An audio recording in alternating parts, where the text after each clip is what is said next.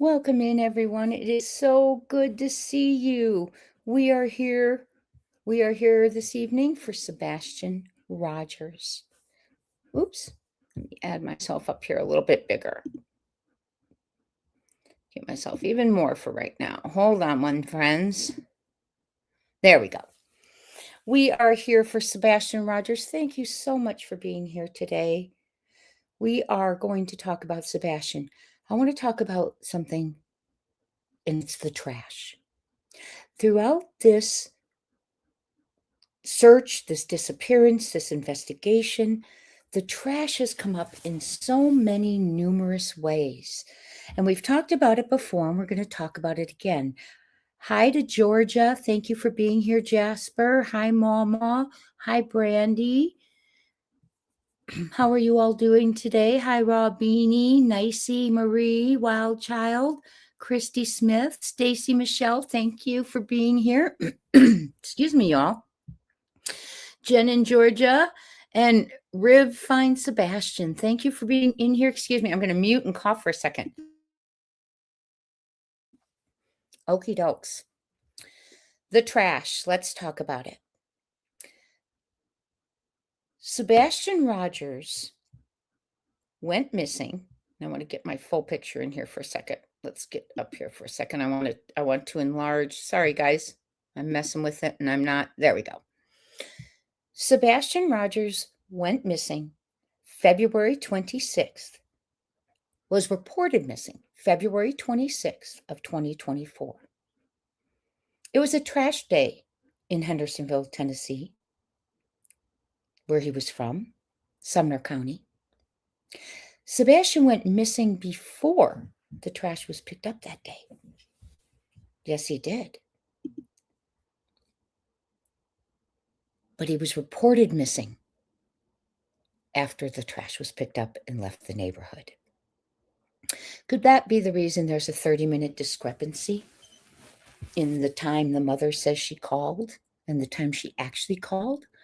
Were they possibly waiting for the trash to be picked up, allegedly, in my opinion? Hello, Olga. Nice to see you. Glad you're back from your social media break. I'm doing very well, Mama. Thank you. So glad to have you all in here. Hit that subscribe if you have not. Thumbs up to the video if you would, and on your way out today, if you would give it a hype. This is really important. This is a photo, if you see on the thumbnail, that I have taken from their landfill visit. They are very interested in something they found right there. And we have many times tried to look at and determine between all of us what we thought that was they were looking at. But I'm going to get back to it. I just want to keep going with the trash for a second. Peter Hyatt, a rest in peace, amazing statement analyst, was covering the case of Sebastian before he passed away. He had made a statement that when he was listening to the interviews with Sebastian's mother, that he thought it was very unusual that she mentioned the trash chore, doubled down on it, and continued to mention it. He thought that was really interesting that she was doubling down on a trash chore. Yep, because that's his chore. He went outside to do his chore. And it is interesting. There's many things in the way they've been said in this case that I think are worth looking at again. For instance, leave my truck alone. I think it's important to look. I can't talk about the Brinks van, but I haven't asked if I can. I think it's important to look at it. Many other things as well. The trash talk, the trash chore. They came home from Texas Roadhouse. The alleged last proof of life, they're claiming there's others, but we're going to talk about that. At 6:24 p.m. on February 25th was the last time that Sebastian Rogers was seen in public, the last proof of life on camera. He and his mother allegedly went straight home. If you are a member, I am going to be sharing with you the tip that I did receive about Katie pulling over on the way home. I will share that with you. And I have a few other things that I know that I haven't shared with you that I will share with you. The reason I'm doing it in members only is it's just not something I want to discuss with everyone, but I will share it with all of you in due time. So look for the members only. It's going to be in the form of Unplugged. Many of you have been asking for Unplugged to come back. Well, it is coming back, and it's going to come back more as a members only because I can't juggle right now members only, Unplugged, and the channel content. So hit that subscribe. If you are a member, thank you. If you are not, subscribing to the channel is wonderful. It's free, and I appreciate each and every time I see you. So thank you. Watching videos from all the way through, another way to help the channel, and I appreciate each and every one of you. So the trash goes out, and it all begins when they get home from Texas Roadhouse. When they get home from Texas Roadhouse, KP and his mother, according to my sources inside the neighborhood, pulled into the garage, shut the garage door, and did not exit the vehicle until the garage door was shut completely. Therefore, not being caught on camera who was getting out of the vehicle. Now, someone did take the trash out that night. But do we know 100%, as KP, the mother, said, that Sebastian did his chore? His chore is to take out the trash. He went outside to take out the trash and take it to the end of the driveway. Do we know for a fact that that was Sebastian? Well, my friends, the mother says, absolutely. They all watched a video. And absolutely, you could tell by the mannerisms, it's Sebastian.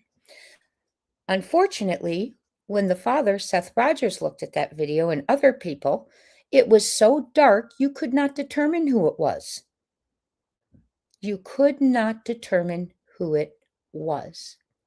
Now, on the flip side, there's two things I want to discuss about that. And I'm going to show you my landfill footage and my videos, and we're going to talk about those things. We're going to go back to them. And also, hit your notification bell, because tomorrow evening we're going to be talking about the garage and a few other things that are very important, in my opinion. Very important. We're also going to be going over the interviews Seth Rogers has put out lately with the information he's provided, because he is our most valuable source for information right now, because we certainly know Sumner County isn't opening their mouths. And it's not because of the lawsuit. They didn't open their mouths before the lawsuit. So they come home from Texas Roadhouse, allegedly. That's another thing we have to look at. She kept saying, I went straight home. They have proof I went straight home. They have my 360. So that's another thing, in my opinion, that has to be looked at, in my opinion. Also, the dash cam. When talking to the PI a while ago, and we'll listen to that another time too, when I have a whole list of, we're just going to go through things, boom, boom, boom, boom, boom, through the case, step by step. We're going to continue with our timeline we started the other day. It's just interesting to me. So I think she protested a little bit too much. I went straight home. I went straight home. They know I went straight home. They know all my movements. Well, the thing of it is I'm not sure. But we do know that they were at the Texas Roadhouse. Allegedly, he took out the trash. Now, there's two things about that bother me. When they were on Nancy Grace in March, Nancy Grace asked the stepfather, the one mentioned in all the DCS paperwork, the one who didn't care for Sebastian, allegedly. She asked him if the light over the garage, no, she first asked what lights were on that evening. And KP, the one who was home, said, just my garden lights. So they didn't turn on porch lights, which, by the way, is not normal, because after that, I had many photographs of their porch light on at night. And then she said, just her garden lights. Then CP says, oh no, the garage light, the light over the garage was on. And she goes, oh yeah, he's not home, correcting her narrative. Now, the reason that's really important is because of the trash video. That's their way. That is really interesting, that he says the light's on Yet the trash video in the evening is jet black. He also tells Nancy Grace, she asks him if it was a motion light. And Littlefoot says, yes. And then he goes, oh, no, ma'am, I misunderstood you. If it's a motion light, it would have turned on when Sebastian allegedly took the trash can out of the garage, right? However, it did not, because the footage is so dark. Now, I know for a fact that that is a motion light, because my inside source sent me a video of the home dark by the garage. Then they drove by the house, which triggered the motion light, and they videoed it for me, showing the light came on. So why did the light not come on when Sebastian allegedly, or whomever, took out the trash? Right? Did someone loosen the light bulb that night? But CP's saying the light was on. How could the light be on, but the trash video's so dark? And then there's this other thing that bothers me that's come out lately. It was mentioned that Littlefoot another thing is KP was very demeaning when she said, yeah, and he asked to see that trash video because he wanted proof of life. They didn't like it that he asks for proof of life. But Seth Rogers has every right to ask for proof of life because he was not the one with his child when he disappeared. He is not the one who was supervising the child. He was not even there. So more certainly, he would like to know things. He would like to see things. So if indeed that is proof of life where he's visible, the stepfather couldn't tell. His own dad couldn't tell. And to make it even more interesting, stepfather, Littlefoot, who is only interested, in my opinion, in himself, his well-being, and what he wants to do, it was mentioned that he sat there looking at that trash video over and over and over again. Now I ask you, why? If KP knows Sebastian took out the trash and CP knows Sebastian took out the trash, why is he watching a dark, dark video over and over and over again? Well, I allege to you, excuse me, y'all, I think I'm catching a little thing in my throat. I allege to you, it was to see what was on it. It was to see what could be seen. It was to see who could be seen, allegedly, in my opinion. He has had no curiosity this entire case. Millions of sightings, he cuffs right off, not him, in my opinion. He doesn't search. He says horrid things, in my opinion, about Sebastian.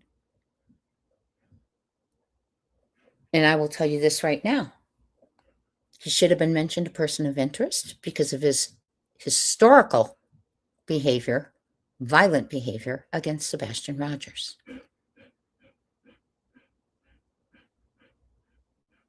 This is Crime Time Buzz. By the way, I'm your host, Jay. Thank you so much for being here, for spending this time with me, and for caring about Sebastian and being a part of Sebastian's army. Sebastian was reported missing February 26th. Last proof of life at the Texas Roadhouse, February 25th, where a person in a green hoodie was looming around his car the very last few minutes he was ever seen.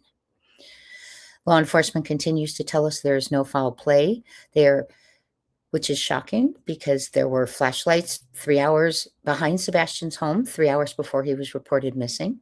There was a 3 a.m. sedan that the commissioners and everyone who was at the command post watched day one. There is a neighbor with a very sophisticated camera that has night vision and audio who left a vigil saying it's so, so bad. There's a TBI agent who said day one, washing the mud off his boots, where he is, he's not coming back from. Now, how you can tell me that there is no foul play when you have knowledge he's not coming back, when you have knowledge it's so, so bad, How can you tell me there's no evidence when you have knowledge? Excuse me. You have knowledge of it's so bad. Where he is, he's not coming back. And a 3 a.m. sedan and flashlights getting out near a boy's home who's reported missing 3 hours later. Make that make sense. We had a police chief, I believe he was his police chief, who weighed in on the case, and he just said, these are a lot of red flags here. I'll read you the whole text another time. I didn't prepare it for you this time. So we're going to talk about it. Because when we have this many days, and it's reported that a child ran away in bare feet, no phone, no shoes, no money, no food, no medication, no jacket, nothing, in the dark of night, when he's alone in the afternoons after school and would have had plenty of time to pack a bag, to plan his move, and to leave. So he comes home from the Texas Roadhouse, and mom's doubles down over and over. He went outside, he did the chore. That's trash comes up first. Trash enters the neighborhood after 5 a.m. on February 26th, Monday. Sebastian's already missing. He's not home. When the trash truck leaves the neighborhood, Sebastian is reported missing. 3 hours before Sebastian is reported missing, there are lights in his backyard. The sheriff of Sumner County wanted to tell everyone those were trash truck lights. However, the mother made it very clear Sebastian took the can to the end of the driveway. He didn't roll it into the backyard where the trash truck goes four-wheeling before it picks up their cans. Who does he think we are? Bunch of clowns? So, that he makes up with the trash truck. Trash truck wasn't even in there at 3 a.m. They also know the 3 a.m. sedan was there and whispered to their friends, of course, not a public safety announcement for everyone. We save it in Sumner County for just the good old boys. They were whispered to their friends, don't you worry about your children. This was not random. Sebastian was targeted. They also approached that home on February 26th, knowing they have a very violent stepfather in the home. Yet to them, none of that is foul play. A man looming near the car minutes before he leaves, or is last seen.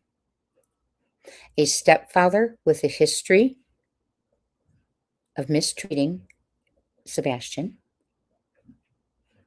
right? And many other things. Someone saying where an FBI, a TBI agent saying where he is, he's not coming back from. So he has knowledge of where Sebastian is, right? That shows right there he knows where Sebastian is. Where he is, he's not coming back from. So, unbelievable to me. Thank you all for being here. Then, not only that, we're on the trash video still, because that's the first mention of trash, is the chore. The mother tells all of us that the FBI cleared up that dark video. And you can easily tell it's Sebastian now through his mannerisms and his gait. Well, the one parent who searches for his son, Seth Rogers, on his channel clarified that that is not true. They were not able to clear it up. So why would she fib about that? Why does she need to convince us so badly that that's Sebastian, that she's telling fibs? And why is the stepfather sitting studying that video? What's he trying to see?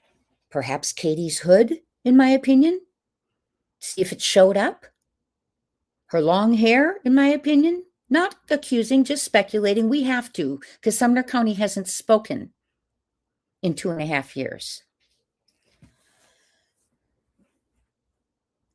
Then Sonny Weatherford, the sheriff at the time, makes a statement to the media that they went to the landfill.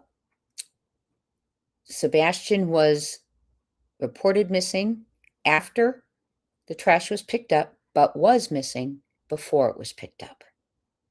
Kind of fishy, huh? And again, is that 30-minute wait? And he determines they end up going to the landfill. So what happens is, and I want to pause there for a second. This is something that might have happened throughout this case. Way back in the beginning, one of my sources told me that one of the trash men reported that the Dirtyfoot's trash can, was extra heavy that day. And we were talking about it. Then the distractors came. And we're saying, that's not true, that's not true. And we all just kind of moved on a little bit. And now I'm wondering, it turns out it's probably true. So how many other things that we were spot on about have they distracted and deflected us away from? That's why I want to go through things step by step. So they go to a landfill. They claim that it is a precautionary visit. They claim that they did not have a warrant for probable cause. And they went to White Plains, Kentucky, and searched the landfill there. And it's really interesting because this occurred after they closed down the search. The search was 5-mile radius around Sebastian's home for about 8 days. I think day 7, they said they were scaling back. And then right after that, I think the next day, actually, don't hold me to that next day, but on March 7th, they went to the landfill in White Plains, Kentucky. And we all say, why in the world would they go to a landfill in Kentucky? Well, guess what? They followed the Proudfoot's trash. That's where the trash got taken. The theme of trash, right? Well, I called that landfill a couple of years ago, and I spoke to them because Sumner County, being there, sure didn't spend a lot of time there, did they? So I called and I asked them, when trash is dumped there, can you explain to me the process? I do make calls for you all. I do it behind the scenes too. I do investigate and get this information for us. It's important to me that we have it right. And if you are leaving me comments right now, I am so sorry. I'm over here just going on, and I will stop in a minute, okay? And I will certainly address some comments in a second. Forgive me. I was looking at my notes. Well, they followed the trash to Kentucky, to the landfill, and I called. And I asked the landfill, in your mass property, how is this handled? What is your process? And they told me that there are cells, things they call cells, and different trash people, agencies, locations have the certain cells they are assigned to. So I'm thinking, well, is that why they were only there a very short time? However, then she says to me, but you have to remember, once the trash is dumped, it's crushed and then it's moved. It's crushed and then it's moved around. It's crushed and it's moved. It's a process. So it's not like you can just go to that very spot and go right to something, right? And that was concerning to me, the little amount of time they were there. And the reason that is because Sumner County searched the Kentucky landfill for 1 day on Thursday, March 7th, before concluding their search in the morning of March 8th, in which point Sonny Weatherford said they are going to go back to the office to discuss what they know and have and determine if they're going to return. That interview is very hard to find. It is cut out of the interview. But indeed, he said it. Sonny Weatherford also said from the landfill, I don't want to, I hate to say this, but if we go a couple of more days, we're going to be transitioning from a rescue to a recovery. And I don't like to say that either. Because in my heart, Sebastian's with us until someone shows me he isn't. Because if that were my child, no one could tell me my child's not with me unless you show me. And that's really interesting, isn't it? And that interview, you can't find it anywhere. It's funny how the narrative is being twisted, morphed, pushed, and tweaked. For instance, KP's timeline. Her timeline excludes. Now get this. She's asked what happened that day. And I listened to another attorney who says, because they were talking about Grandis Harrer, Summer's mom, who went back when she was asked what happened, way back.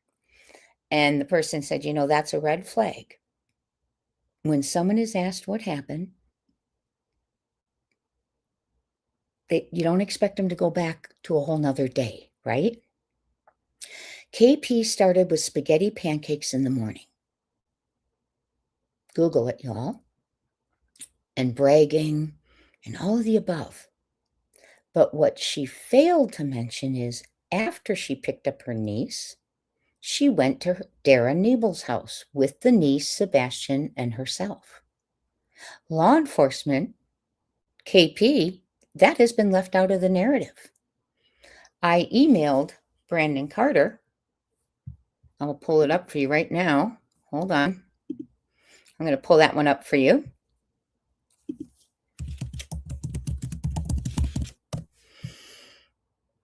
Oops, sorry. Hold on. I'm going to pull that up for you. I forgot I wanted to show you that. It's important, y'all.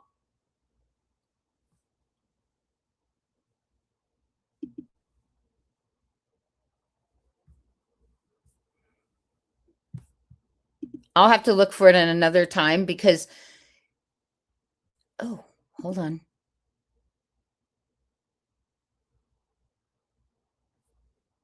Okay. I will find that for you another time. But what Brandon says to me is, because remember, Brandon responds to me now. He does respond. Excuse my hair. I'm getting a haircut this week and it's driving me crazy. What Brandon said to me, Detective Carter, the lead detective, for those of you new to the case, he said to me, I said, are you aware that KP went to Dara Nebel's house on Sunday and did not include that in her timeline? And Brandon responded with, we are well aware of the events of that day. So they're aware of the events of that day. But why would you need to leave that out? And that is closer to when he went missing than spaghetti pancakes. But she adds spaghetti pancakes and she leaves out a visit to Dara Nebel with the niece and Sebastian. So we do not have the complete narrative. For instance, Brandon Carter refers to the noise as a bang that he said, Katie said she heard a bang, KP, excuse me, and she calls it a thud. And I know that sounds like semantics. Yes. Sorry, something's beeping in my house. Oh, no, it's in my house. Okay. So everyone, thank you for being here. We are going over the trash, the landfill, and what they saw. As you can see in this picture, something was seen, and I have a video of some footage as well. I'm just trying to build up to it. So Sunny Weatherford says, you know, they're going to discuss what they know after the day at the landfill and then decide if they're going to return. That doesn't sound like they don't have anything. But what I want to know is what took them to the landfill? Why did they feel, even if it was precautionary, that that's where they should go? Is it because they approached a home where they knew there was a violent stepfather who mistreated the son? Is it because the trash can was too heavy? Right? Is it because he was reported missing after the trash picked up and left? So I think Now that we're hearing again about the trash truck being heavy, that could have been their probable cause, my friends, to get that search for the landfill. Also included in that probable cause could have been the history of A with the stepfather, in my opinion. So they head to the landfill, and they are there for Quentin Simon, the little boy, bless his heart, whose mother unalived him and put him in a landfill. It took authorities 34 days. 34 days. Because remember, they crush it, they move it. They crush it, they move it. Even though you have assigned cells, it's crushed and it's moved. To find Simon Quinton, which, by the way, they knew he was placed there due to cameras. Knowing he was there, it took them 34 days to find Quentin Simon's remains. They knew he was there. Sumner County authorities searched the Kentucky landfill for one day on Thursday, March 7th and the morning of Friday, March 8th, and called it quits. Is it because they found something? I do believe so, in my opinion. And look right at them. Look right at them when we're about to, right now. Let me get through my notes. Because Sonny said we're looking towards a recovery if we go a couple more days. I found it very ironic he was standing right there at the landfill when he said that. I also find it very telling. Let me pull this one up for you. Hold on.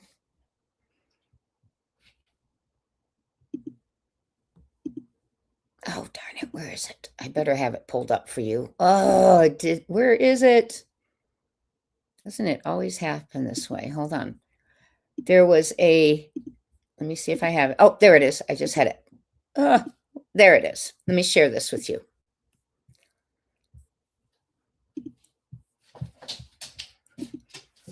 The day they went to the landfill, someone claims to have seen them and been there because they claim to be a fleet worker who was there dumping trash because that's their assigned location to dump trash, and they saw them searching for Sebastian. Let's read what this person said. I've seen a lot of interviews, but I missed that one. She's in conversation with another creator. Parents definitely did something to that child. They found a trash bag full of his clothes at the landfill in Kentucky last year. I know this because I work for a trash hauling fleet that tips there, meaning tips their trash there, and I was there when they found it. I repeat, I know this because I work for a trash hauling fleet that tips there, and I was there when they found it. If you hope your child is found, why would you throw his clothes away? Not even 2 months after he disappeared. And this was not 2 months. This was March 7th or 8th. How sad is that, my friends? I'm coming to the comments now. If you're in the bushes, I'm going to go through some comments real quick, and we're going to look at some videos, and I'm going to pull one up right now. But isn't that someone who says they were there, they saw them find a trash bag of clothes? And she's right. Why would you throw the clothes away if you thought your child ran away and was coming back?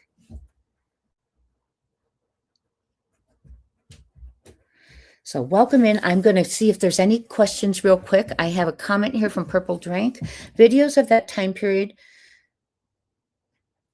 show there were no bulbs in the floodlights over the garage area. Man door was missing.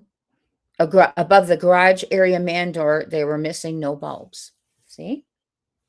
But yet he told Nancy Grace it was on that night. And KP had to go, oh, yeah. Interesting. Bluegrass Meadows, welcome in. Bluegrass asked, didn't we hear also that KP tried to donate all of Sebastian's clothes to Goodwill? I did hear that, but that was a while ago. And apparently what I did hear was Seth received a phone call, went up there, and they were not Sebastian's, or maybe they were his children's kitty clothes or something. But I did hear about that, yes, and Seth was notified. Find old pics and zoom in, no light bulbs. I sure will. Thank you, Purple Drink. They were removed. And that is why the lawsuit says shame that they should have investigated an installer and technician for security cameras who didn't have any that night. We all know they have camera in the kitchen because Stepfoot, they bragged about watching Sebastian because he liked his snacks. He stole snacks in the night. Well, if a child's hungry and growing and a teenager, a growing boy, why is it calls, let him have his food. Did you guys also know that Mr. Chris, who says he loves Sebastian as his own, and I'd love to know if Faith has to call him Mr. Chris, he refused allegedly to buy Sebastian snacks with his own money. He insisted Katie buy them. Yeah, that's loving someone like your own, right? Yes, Lisa King, they wanted it dark, the blackout. Oh man, I did a video called The Blackout, I think. We'll have to go back and look at some of these videos, right? Nicey Marie says, and the room was in a mess when Seth arrived. So CP had to know. Like, he likes to throw Sebastian's things out. That's a big red flag. Right. However, Seth mentioned yesterday, something I was watching yesterday or the day before, that the law enforcement had already been in the room. So that's one thing I'm saying about the mess. Maybe they were tossing it a little bit. But the switch being left in the room is very suspicious because he was grounded and not supposed to have it at night in his room. So why would it be there if he left his room in the night? Why was it there? It would have been with the phone and his cash on the dining room table, in my opinion. Okay, let's see what else we got here. Brandy, I don't believe they searched long enough, in my opinion. Yes, if you are at a landfill, you are going to search for a long time. You're going to search for a long time in order to find something, which is why I brought up Quentin Simon to you, because they knew he was there. They knew it, and it took over 30 days to locate him. Oh, Brandy, that's so sad. I'll put the comment up. I'm not going to read it out loud. That is so sad about Quentin. His mother's in prison for life now.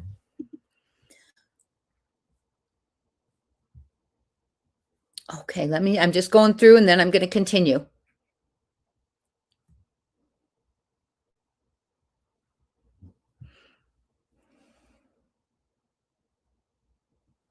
Yes, many people believe they hauled things to storage that night. Could that have been the 3 a.m.? Things were found at Worsham's.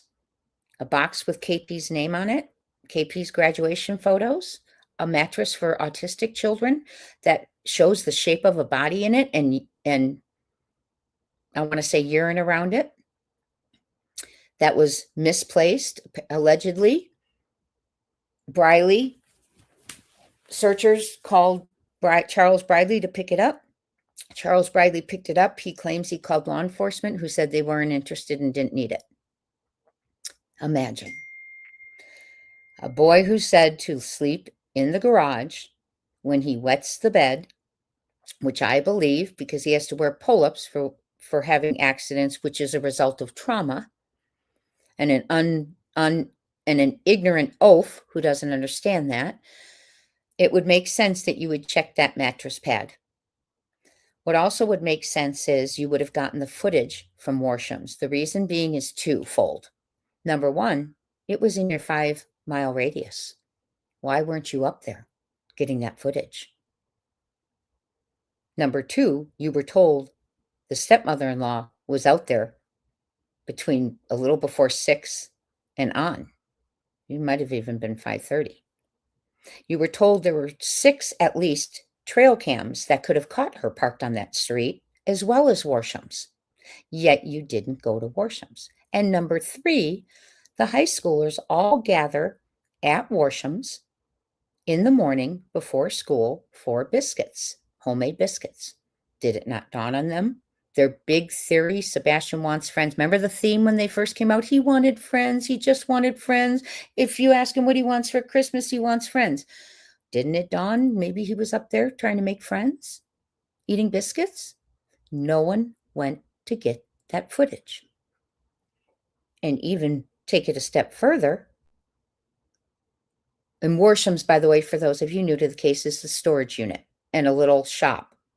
Warsham's, who served the citizens of Sumner County for over 100 years, I don't remember exactly how many, they chose not to preserve their footage. A community they've served, and a boy who lives maybe a half a mile from them, if that, and they didn't preserve their footage when they know they have all the high schoolers hanging around there in the mornings, and he was missing.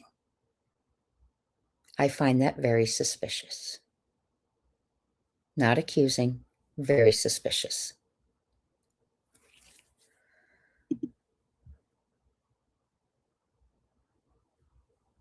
Yeah, the mattress pad, I do believe that was his.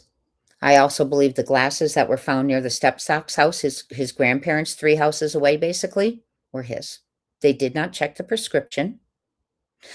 They were too close, Seth said, for him to make a call. They were bagged and tagged, and the prescription not checked, Seth said. So what did they do? Go by KP? Well, if you're going to go by KP, you got a runaway who walked out in the night. It's never done it before. I hear a thump and a bang. I don't check on him, and he's not there. But instead of my mind going to, my gosh, did someone get in the house and take him? My mind goes to, he's barefoot, walked out of the house with nothing. Makes no sense. We are going to go, I'm going to continue on. I will come back for some more in a moment. I'm going to play for you, before I do the landfill, I want to share with you, before I do the landfill, I want to share with you Sonny Weatherford's breakdown of information that he told to a PI. Now, here's the interesting thing about this interview.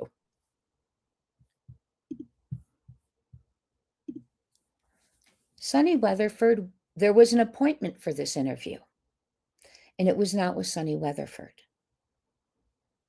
There are 2 detectives, Eric Craddock and Brandon Carter, who beat it out of there and went to lunch so they could not meet with the PI. And they made their sheriff do it, who didn't probably know everything as well as they did, right? Again, hiding from the beginning.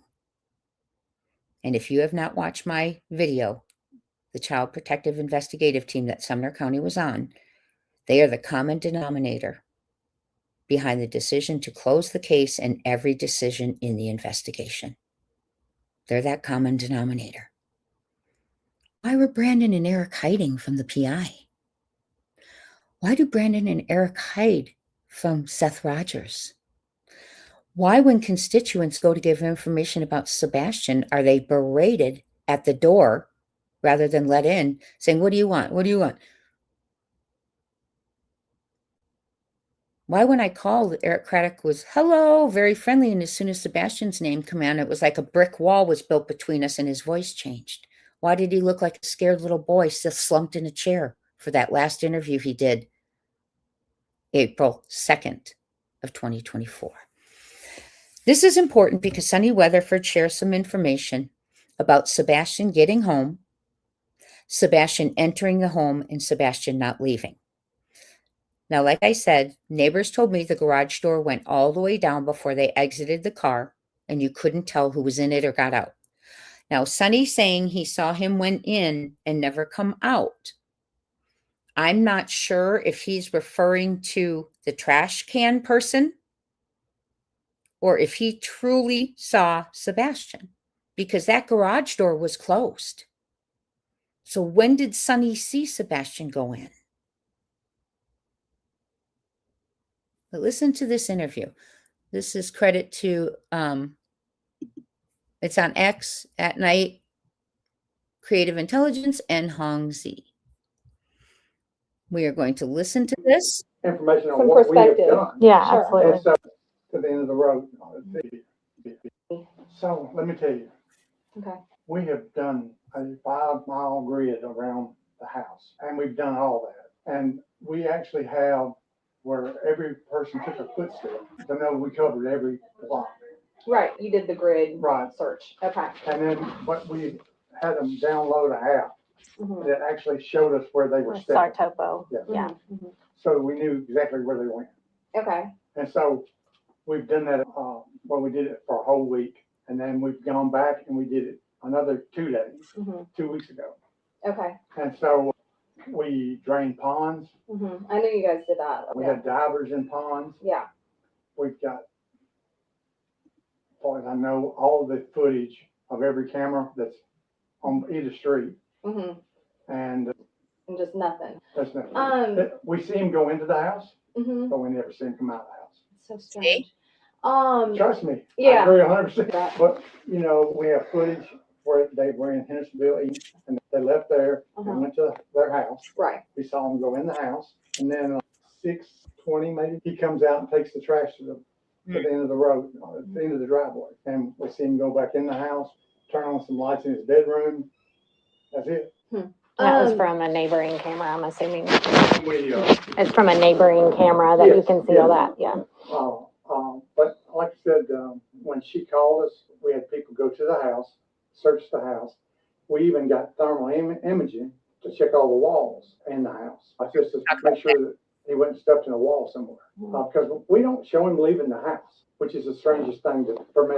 The footage of him taking out the trash, was it pretty dark by then? That was before the time change? It was before the time change, right? And so the reason we went to the landfill in Kentucky was because the trash was taken, collected that Monday morning. Right. Right about dark. Right. And so, you know, I had, my opinion, one of the best teams. We had TBI, FBI, Yeah. Secret Service, we had TEMA, and then we had at least 200 volunteers that were in law enforcement or first responders on the ground every day. And I'm not telling you, I'm just trying to give you information on what we have done. Yeah, Sure. absolutely. And so we've even called people with like cold cases and say, how did you find them? This is what we've done. And every one of them tells us, Why not we've done call everything the we can do marshals? except find them. Right. And I wish we'd get a tip today and we could find it. You said within a 5-mile radius. Well, that's land search. Yeah. Land search. There's a creek, several hundred yards, Drake's Creek. We had TWRA walk both sides of the bank and then the creek itself all the way to Hendersonville. And then they did it out towards White House. And like I said, every pond that we have been able to find has been searched. And I assume that you're aware that right there on her, where those woods connect, that is a sex offender with 4 aggravated sexual assault charges. I didn't know, but Yeah. I So, don't do our list either.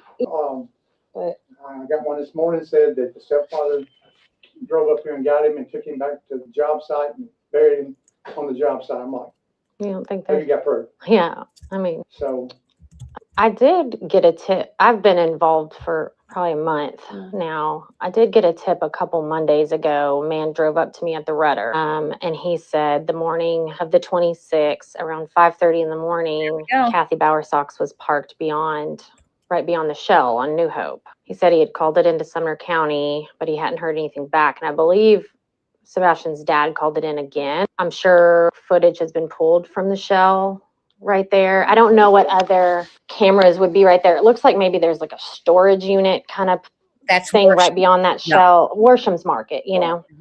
And the only reason I really believe there is validity, number one, I didn't feel like the man was lying to me, but also it was anonymously posted from someone, I think it was someone else because they described it a little bit differently. talking about the mothers. The Christopher's mother. Okay. Kathy Bowersox. And yet she apparently has a decently recognizable SUV, probably because she's a real estate agent, that she was parked beyond Worsham's on the side of the road at 5:30 in the morning on February 26th. So about an hour before. Where are y'all? Real quick. Did you notice that she said it was reported to Sumner County and you're talking to the sheriff who had no idea? Now, this interview isn't right away. This is a couple months down the road. The sheriff had no idea Mama Socks was on that road. Really shocking. Sebastian was reported missing. I don't know. That's a little odd to me. And I just wanted to make sure y'all did have that tip. I can tell you, I don't know all the. Maybe, well, I guess maybe hopefully Carter has that tip. I mean, I could say everything goes to him. Right. Is he available? He's not here today. Yeah. I was supposed to have an interview with him for a promotion. Oh, He got sent to another county on a So you case. got sent to another Gotcha. county. All Excuse me. right. All I can do, because TBI, Mhm. and so we really can't release more than what I've told you right now. Yeah, and that's you can't okay. release the missing persons report, like the initial report, not the police report, but just the, Yeah, see, Craddock, I need to get that report for the Q Center. And Craddock called me and said, y'all can't release it. And I'm like, Because it's an open case. yeah, but I mean, the nonprofit organizations that do the searches, they get copies. They work that- open yeah, cases, That's yeah. how they do it. And so, Just yeah, I'm little not really sure why odd. we can't get that for them.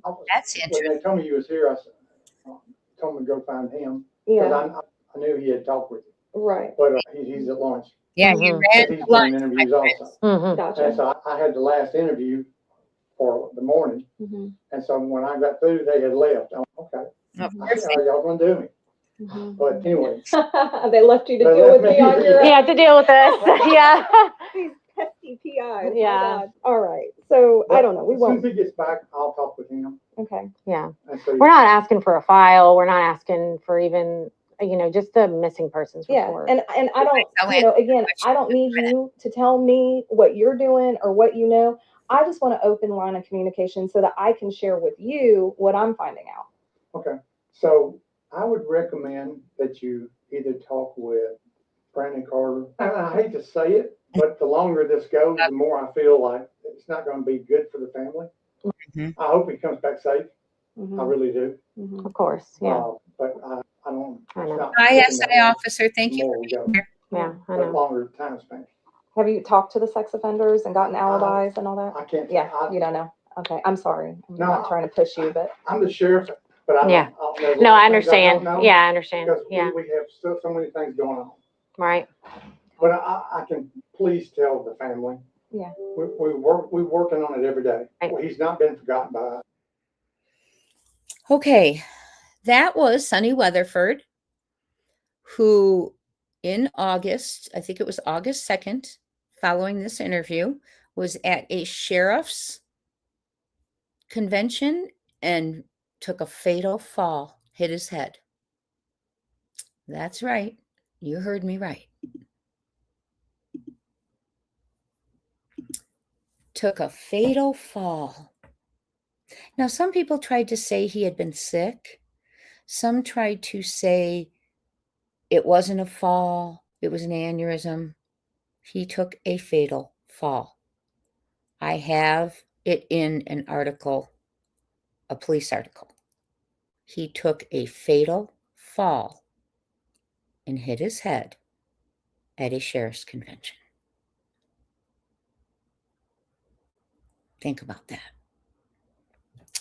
So what we just learned from Sunny, and I'm turning up the trash video now because we are going to definitely cover it right now. Let me make sure I'm sharing this with you guys. Let me share it. That was Sunny Weatherford. He was the sheriff. And that's how Eric Craddock got to be sheriff, is after that fatal fall. After that fatal fall, Sunny's wife and son came out and endorsed Eric Craddock. So he was seated as sheriff. He was seated as sheriff and later on ran against himself for election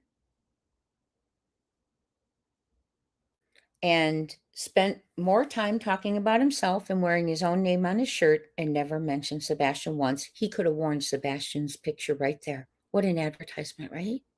But he didn't. He had no opponent.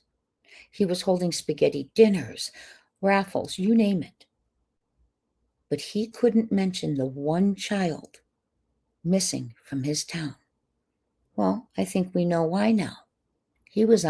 Sumner County was on the investigating team that chose to close the case and offer no services and had no concerns for Sebastian 9 months before he went missing. Sumner County is the one who chose to stop the search. Sumner County is the one who chose not to call in the marshals. Sumner County is the one who chose to turn away United Cajun Navy, Uvalde, Cold Case Foundation, and anyone else who asked. Sumner County will not let the FBI take the lead. I ask you why. It all goes back to 9 months before Sebastian went missing, and some people need to cover their tracks. If you have not watched that video from the other day, please go do so, because every decision that was made and has been made from that 9-month mark to now benefits Dirty Foot and the ones who have the power to make it in all those decisions. The team closing the case, all the way down, all these decisions that have been made, not searching, no press conferences, everything. Sumner County. There are your common denominators. So you tell me. We watch the video. I'm not going to go into it again because I want to get to this and watch with you guys. So let me move myself out of here. This is March 7th when they were, Blue Eyes Jules asks, who is Darren Guy? I'm sorry, I probably did not enunciate close enough. I meant Dara. It's a woman, Dara Nebo, Dara N. It is a woman that KP went to see after she picked her niece up that day. She and Sebastian stopped by there. But apparently, it's of such evidentiary value, in my opinion, they have to hide that visit. What happened there? And what's so interesting about that, Blue Eyes, is Sebastian is seen well and alive after that because she's got the niece with her. They end up at BJ's. Then KP and Sebastian go home to put their groceries away and go out to the bowling alley into Texas Roadhouse. So why? It's not like Sebastian disappeared there. Why is Dara's house hands off? Why was that left out of the narrative? What happened there? Was KP there? I'm alleging, and I'm not speculating. Could it have been a rug deal and they just didn't want it to get out that she was that way? I don't know. But it makes you have suspicious thoughts when they hide things, right? You bet it does. Sorry, y'all. I'm a little antsy been on here. Okay, so we are going to watch this. This is them at the landfill in Plainsville, Kentucky. Look at this. Are you guys seeing it? Okay, that is them. Now remember, this lady says she saw them find a bag of his clothes. Right here, we've studied it, and I know many of you thought it was a duffel bag, which is really concerning because remember, what was being carried through the hierarchaholic, what was being carried through the yard in the middle of the night between the houses, the one neighbor described as a black blob. So let's watch this for a little bit, and then I can go back and freeze frame for you, okay? But for those of you who weren't with us a couple years ago when we did this, I'd like you to be able to see this, okay? And if you have any questions, I will definitely address them after this. And if you're in the bushes, I'm just going to play this video of the why am I saying landslide? Landfill, excuse me. And we will watch it we will talk after. Just going to do little bits and pieces, but look at this. They are definitely interested in something. Doesn't that look interesting? That looks like a mattress pad also. Here's right here, people thought was the big duffel bag, and it could have been the one being carried between the yards.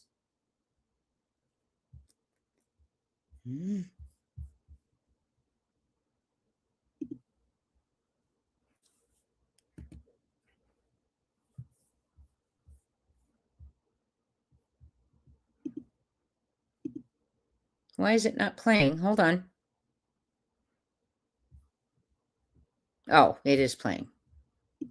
An amazing radius, amazing resources in the air, in the water, on the ground that they believe are responsible. I know we all have our own opinion, but we don't know yet, right? But they are our opinions. So speaking of which, here they are at the landfill. One thing that we kind of missed, and we went over it before the sighting of the clothing at the landfill, which I have that message for you too. We listened to it already. Had found an article that had said they found something and learned something at the landfill. And we hadn't heard that before. But now I'm kind of realizing why I hadn't heard it. I didn't remember it. Okay, I can't find it, but we're gonna talk. I'm gonna show you the news anchor's March 7th video, March 8th video, March 9th video, and we're gonna look at the one that states that they did find something. Oh, I hope I have it in this one. And then we'll see that it's no longer there. I'll give you that challenge to see if you can find it. And I also want to talk about, what do you think they're doing right here? What's happening? Let me try and enlarge it for you a little bit more. Oh, good. I did enlarge it for you. See? Look at that, my friends. What is that? Is that the black duffel bag that possibly was being carried in front between Take a look. houses? Did they pull this sheet out of there? They're searching the Kentucky landfill March 8th. So from March 4th, when they scaled back when Sumner County Sheriff's Office, who is the lead agency, when they scaled back the March 4th search, or scaled back the search, they then went over to, they filed a search warrant for probable cause, which included probable cause in order to search that landfill. And that's what's normal. And I'll share. And that doesn't just take a second, right? Because there's a process they have to write. It's based on, there's an affidavit they write. They have to swear to the judge under oath that they believe 51% more than 51% chance, I believe it is that there was a crime committed and something would be there. The crime is being committed and something's there, is about to be. And it's, something related to a crime of Sebastian Rogers would be there. Okay. Someone asked let me see here. Let me read it before I read it out loud. I'm learning. Yes, pretty eye. Welcome in, and I'll tell you. Okay. I'm going to address it. Sassy, I can't see. I see what I see is a kind of either a trash bag, two of them, or a tarp. I don't know what's over here, but what they're looking at here, I don't know if they're looking in a trash bag. Remember, razor match. It's been in a dump truck. Mini. This is another thing we didn't know. Very sweet. They arrived. Remember, we always wondered, well, why did they arrive however many days after he went missing? Wouldn't it be gone? And I called the landfill and they said they put it all, they all have their individual cells, but the moment it gets there, it's pushed, it's moved, it's pushed, it's moved, right? Well, we find from one of this article I'm going to show you, we watched it last week before this comment came out that someone had made. Okay, and they arrived at the Kentucky Texas Plains landfill the day the trash from Sebastian Rogers' home arrived. They went and spoke to the trash person, and he told them exactly, I'll share all your comments. where he dumped the trash, and I guess they tracked the trash from Sebastian's home. Okay. Hi, Carolina. We're just going over this landfill picture. So, and it's all nothing verified, but this I'll tell is law enforcement at the landfill. So this is verified. This occurred. But I'm saying our speculation of what it is. Now, Sassy, can you describe to me what part you're seeing? Oh, yes. Are you talking about the I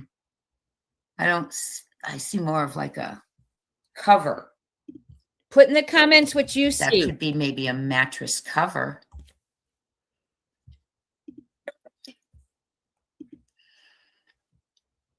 So that is, I wanted to show that to you. Oh, I'm sorry, my cursor's in the way. Let me move it. For those of you just coming in, we are going to watch, where is my, oh, my goodness. I'm going to pause it We are for 1 going to second. watch. I'm going to pause it for 1 second so I can share something with you all. Someone said he did not make a fatal fall, and I would like to show you he did. This is from policeone.com/officer. I know it's not the same information that's put out there all over the place, which seems to be how Tennessee does it. Just like the article where Sonny's talking about what he found. Very hard to find now. I challenge you to find it. Hi, Maduke, Hemel, everyone coming in, thank you. So here it is. This is from the Police One, stating how he passed away. Whoops. Tennessee sheriff dies after sustaining severe head injury during a fall. Sheriff Sonny Weatherford served at the Sumner County Sheriff's Office for 39 years. 14 of those were as sheriff. A Tennessee sheriff has died from injuries sustained during a fall, according to the Officer Down memorial page. Roy Sonny Weatherford took a fall and sustained a severe head injury while attending the Tennessee Sheriff's Association conference. According to the page, he passed away on August 2nd. Okay, so I just wanted to show you that investigates. He did have a fatal fall, and it was a hit from the head. Hi, Mama Madu Camel. Hello, everyone coming in. There's some questions I'm going to go over. Everyone who's coming in that I haven't greeted, thank you for being here. Hi, Peggy. Thank you for being a new member. Minnie, thank you for your very kind donation. Minnie says matcher or beater. Thank you, Minnie. That's very kind of you. And we are going to continue with the video at the trash site. I just wanted to clear that up because someone was saying that they had not, that was not accurate, and it is accurate. Officer Down. And I will put this link in my description of the video when I'm finished here. Okay, so let's keep watching, see what we got here. I may have that interview that it sounded like. Oh, sorry, let me share it.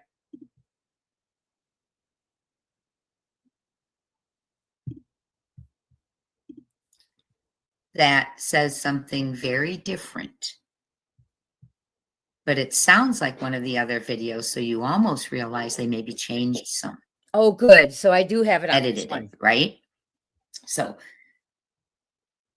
earplugs in, attention focused. Sassy, if you tell me where do you think it is a cover, a mattress cover? The mattress, I know what mattress cover you're talking about. I can't find my mouse. Where's my mouse?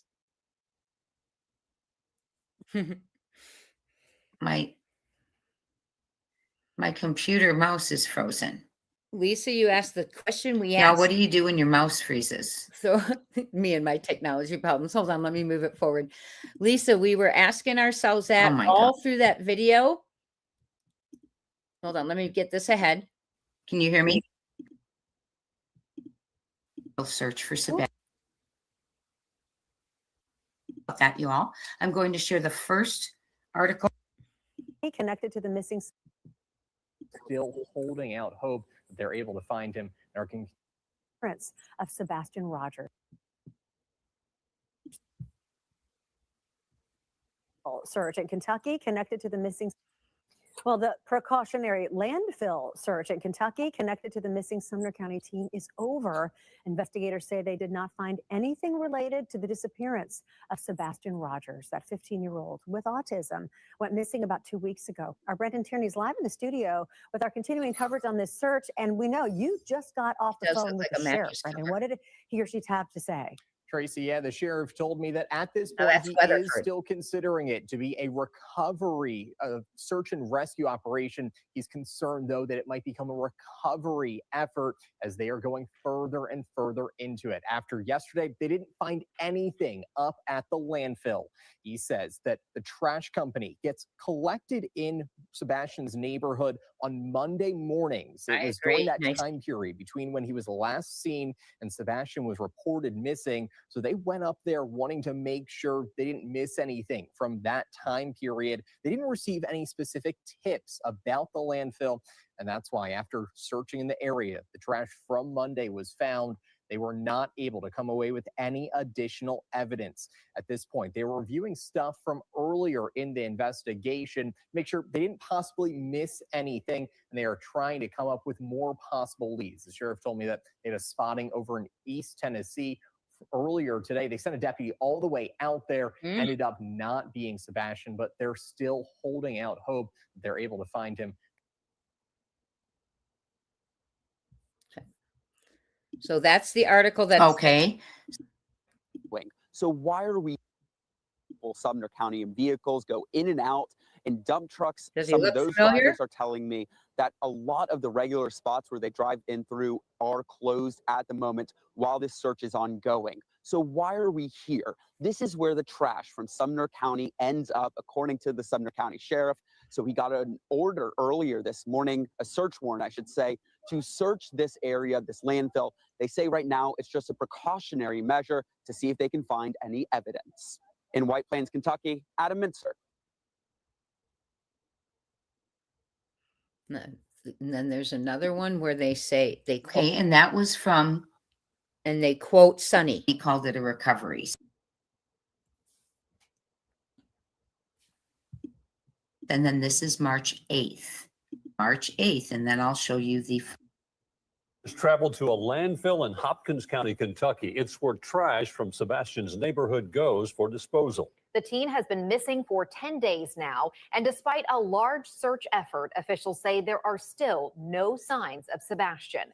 News 2's Adam Mincer is live at the landfill with more today. Adam. Very nice. There he is again. Haley, we just heard a short while ago from the Sumner County Sheriff telling us more specifically that they spoke to the person who picked up Sebastian Rogers' trash that day he went missing 10 days ago, and that person told them exactly where that he dropped off the trash from that neighborhood. And that's where they've been searching all day. You can see over my left shoulder, there's a little bit of a tarp. It's in that area that we saw crews up until about 30 minutes ago. They've been here all day for about 6 or 8 hours total. Ooh. I saw about 20 people. Let me actually show you a little bit earlier what happened. We have some drone video of that moment. There's about 20 or so people from Sumner County searching that area closely. And we saw them actually shifting through the trash using machinery to get through it as well. It seems like those people in those machinery are gone now. We spoke to the sheriff's office a short while ago. They say that their original plan was to keep searching until it gets dark. We're about at that time right now. And we have no update if they found anything at all so far today. Now, as you were talking about, this is a precautionary move that they decided now they bring to in make. Precautionary. They said that they're looking here just to make sure that they've covered all the possible questions and options about where Sebastian might be. But it seems as we go into an 11th day, the search will continue. Live in Hopkins County, Adam Mincer, News 2. Interesting. It's still not the article. So let's go to the other one I want to share with you, and then we'll go back to the picture and the comment that was left. Okay. This is important because information keeps going bye-bye.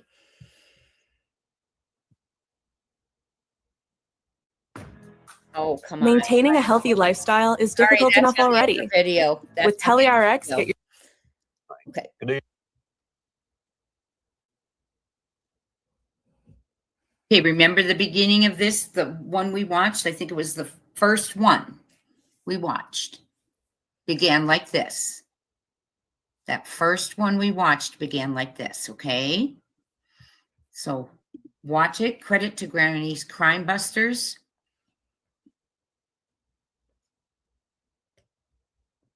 Exactly, Nicey Marie. 34 hours, the other team, to find Quentin. Running to some kind of anime character. And they knew he was there.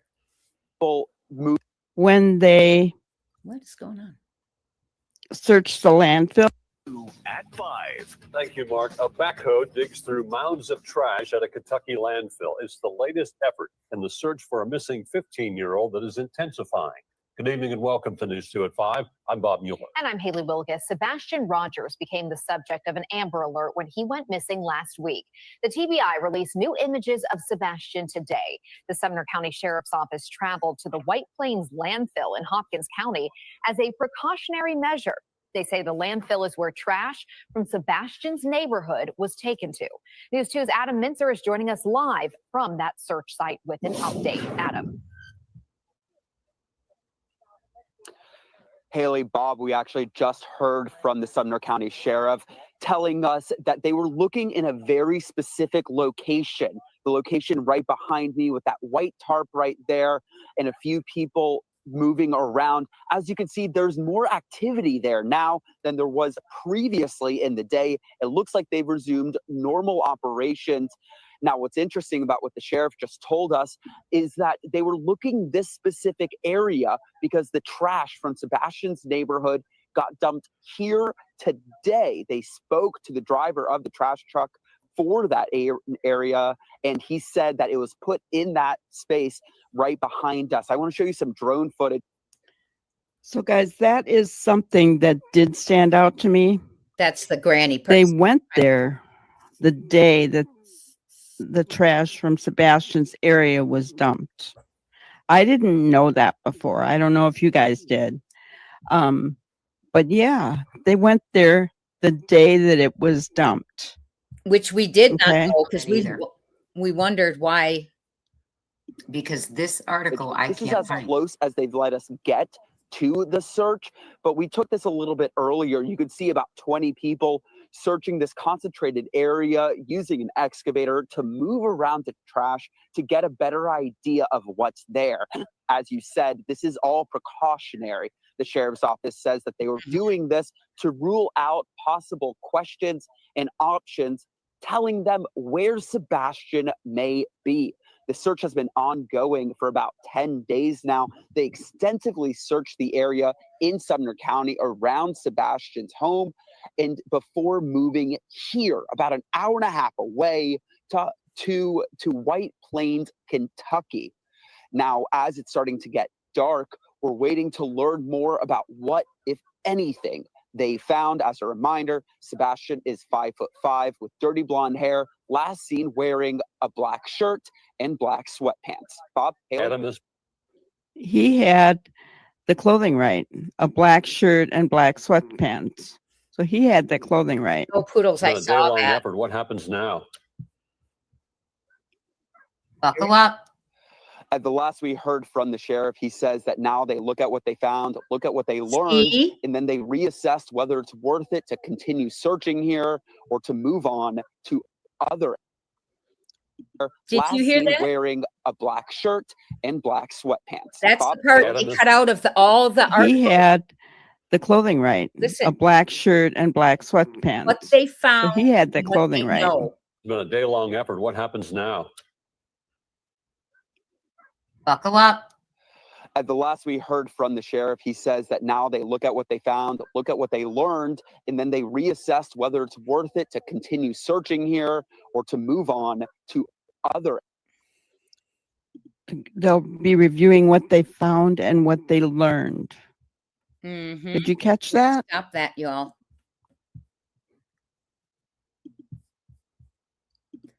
So you have a lot of comments in there. If you're in the bushes, there's comments I need to address. They are amazing. I'm just trying to get myself situated here. Sorry. There we go. So that article, I challenge you to find with that statement. You cannot, at least unless I couldn't. So I'm glad I have it on video. What happens now? The sheriff says they're going to evaluate what they found and what they know and determine if they should go back. They found something at the site. We have a fleet driver who's saying they found a bag of clothes. And now I see your comments, my friends, and I'm going to read them. And I'm going to go through and welcome in. There is someone, Patricia Parker. Thank you for being here. YouTubers here. Show Poodles. I'm sorry I haven't welcomed you all. SI officer, I think I welcomed you. Listen to this comment. Peggy, thank you for being a new member. Where was I going? Let me see. And yes, I know about the boy in Baton Rouge who was recently found, and that broke my heart too. I saw that today. I was looking at it.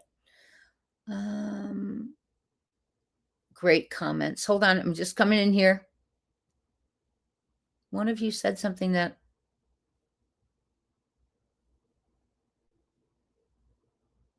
I'm going to share yours as well. Okay. Well, someone had put in here. I thought you guys had put in here about CP saying something. Okay. So some of you said, oh, here you go.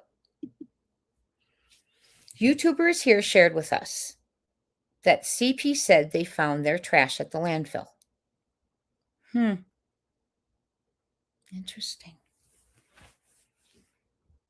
And Lisa says, YouTuber, and he said a cadaver dog found it. If anyone has the link to those statements, could you share them with me? I would really appreciate it. Thank you. That's alarming, isn't it? Because what does a cadaver dog find? He's trained to pick up the scent of DEATH. So if Dum Dum, in my opinion, made a statement like that, then what he was telling everyone was the cadaver dog followed a scent to their trash. So what does that mean? That's very upsetting to me right now to hear that. I had never heard that he said that. Lisa, that really worries me. I had never heard that was said. If a cadaver dog found that, that's very concerning. Hi, Joan.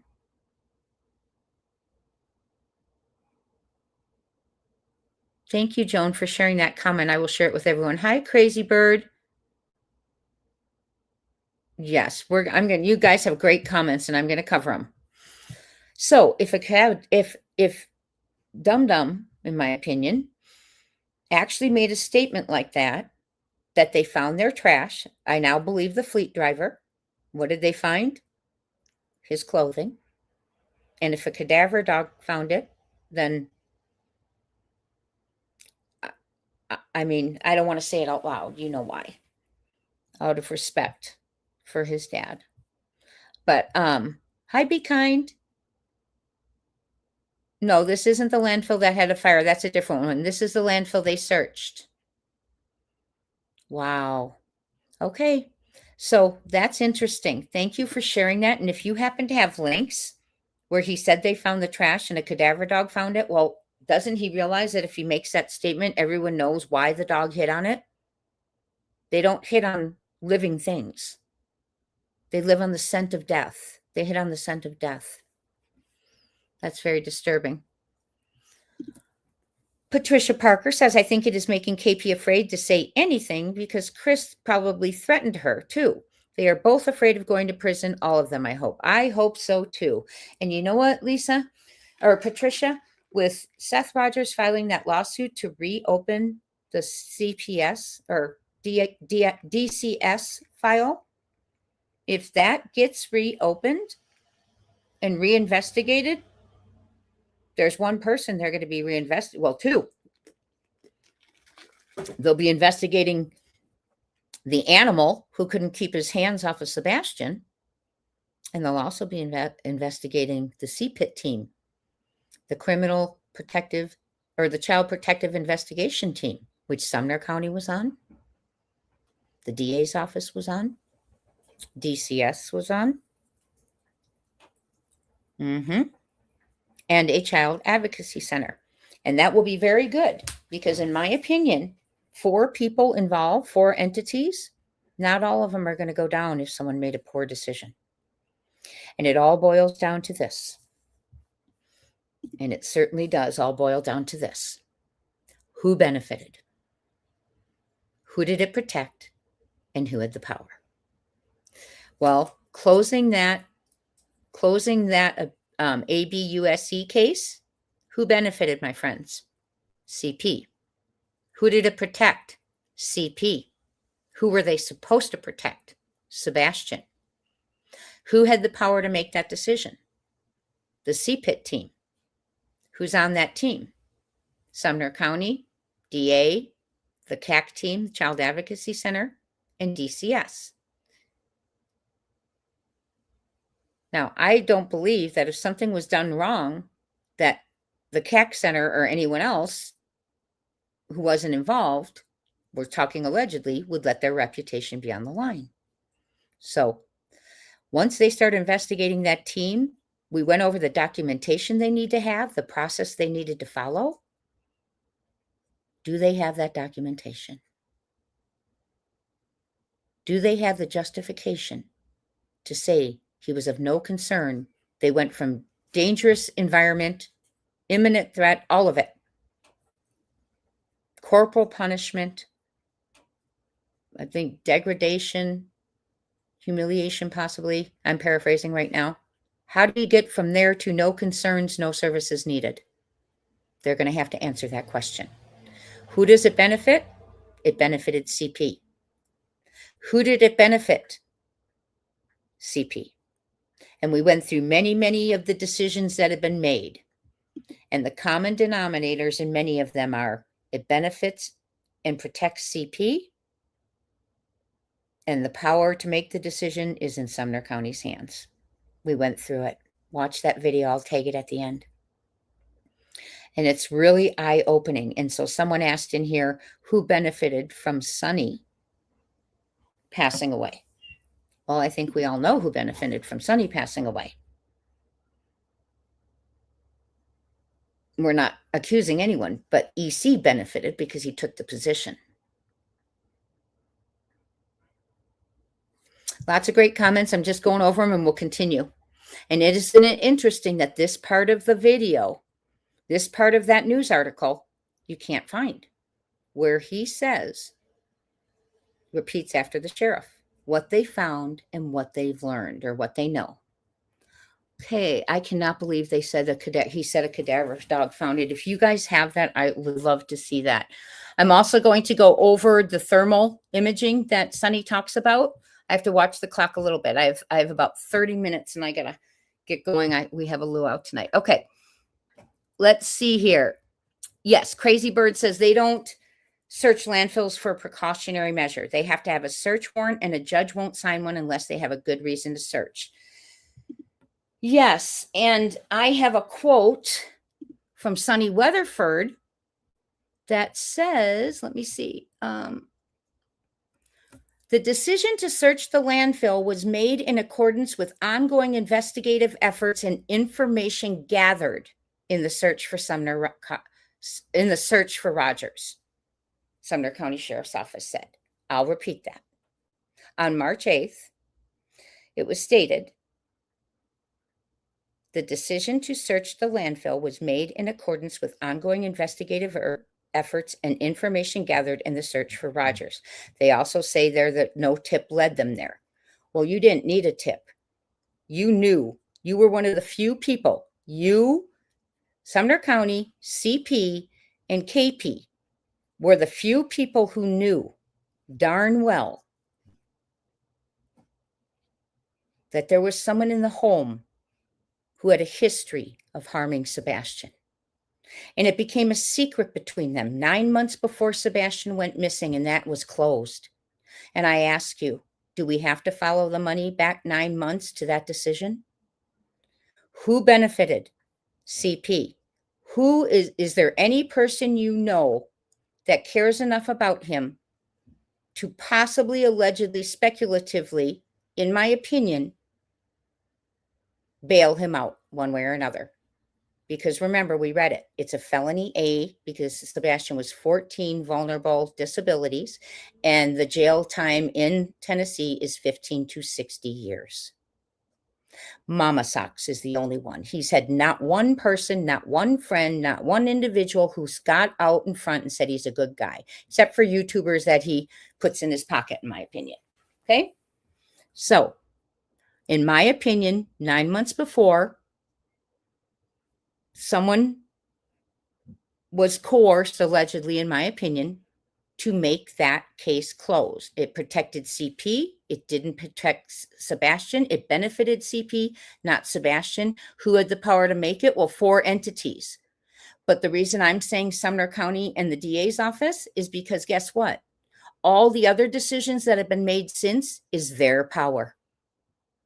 Why don't we do press conferences? Who does it benefit?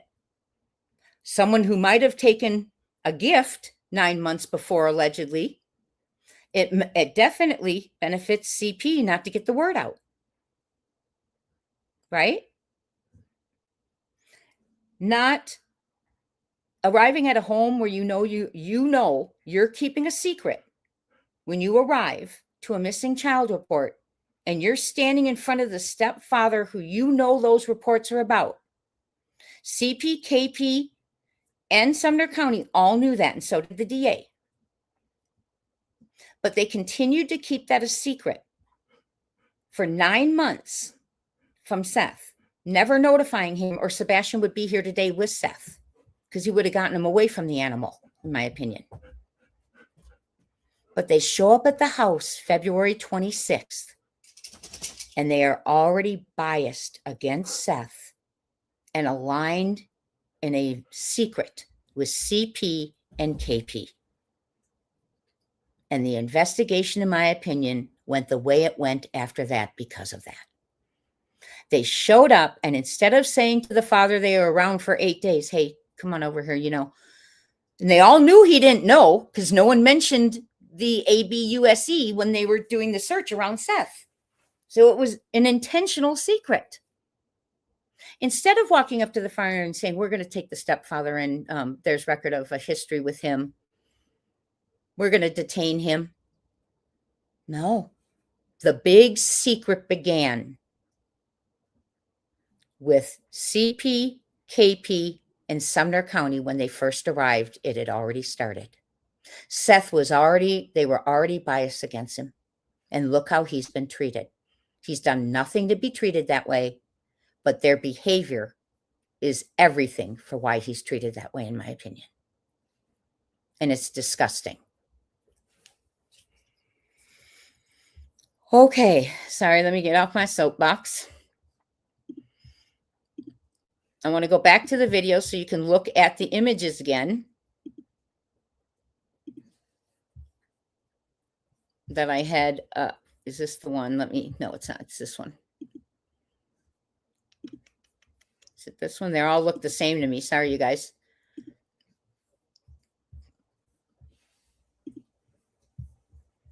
Sorry, hold on. There we go. It is in this one. Okay. Why is it? Okay. Why is it not going back for me? That's weird. It's not letting me move it. Because I want to get you to, I want to show you those photos again. Let me just stop the screen. There we go. Let me see if I can get it to you now. Okay, here we go.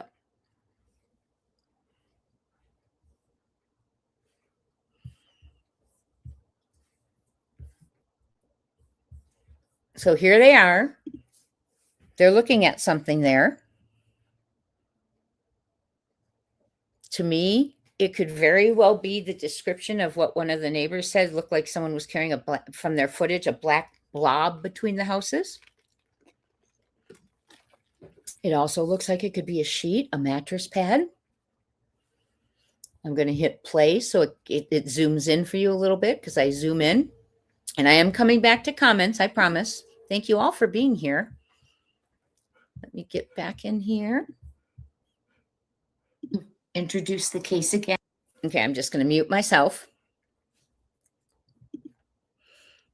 There they are. Awfully interested in something there, right? Is that what the cadaver dogs hit on? Cadaver dogs don't hit on anything except for the scent of death. So that is really concerning. Sorry, let me turn off these CCs. Okay. Now look at it. What do you all see?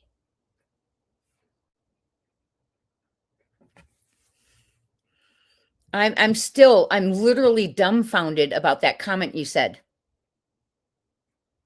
Yes, Crazy Bird. I'm glad you mentioned that.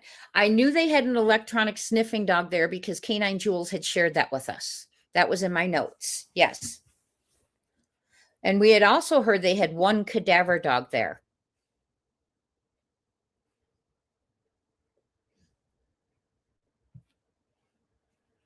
Right, Lisa? This is crazy. Oh, Jay's email. Sorry, Nicey Marie. crimetimebuzz@gmail.com. crimetimebuzz@gmail.com. Hit that thumbs up if you would. We need to get that out there. A lot of people haven't seen these. Why were Sebastian's clothes thrown in the trash then? Yes, exactly. Isn't that evidence? You say your child's run away. I got to watch the time. Hold on. You say your child's run away, and a week later, they find a bag of his clothes at the dump. They're keeping a secret about the stepfather, aligning in a lie with the stepfather, the mother, and bias against the father, the only one looking. They knew Chris was a person of interest, in my opinion. They knew he should have been a person of interest. The very definition, let me get that for you.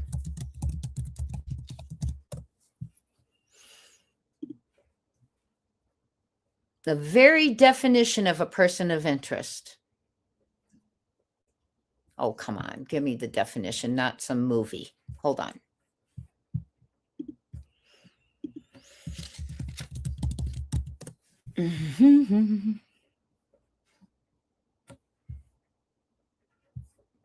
Here we go. A person of interest is an individual whom law enforcement believes may have information or a connection to a crime, but who has not been arrested or formally charged.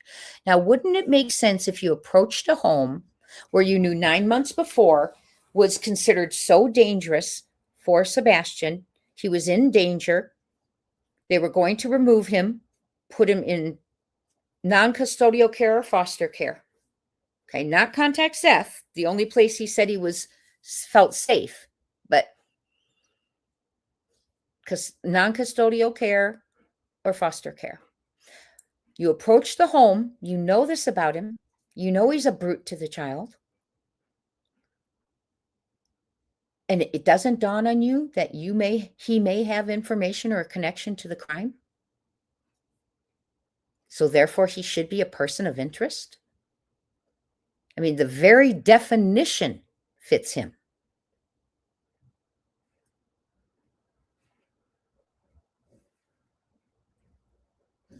And the thing of it is he could have been arrested because there was proof of his crimes. And it's a felony in Sumner County.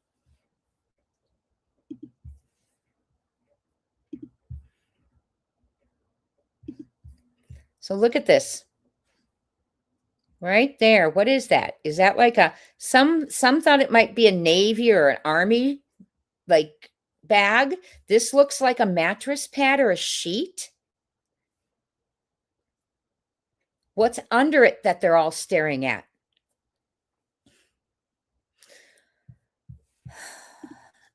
Oh, I'm sorry, you all. I thought I was sharing it with you. Forgive me.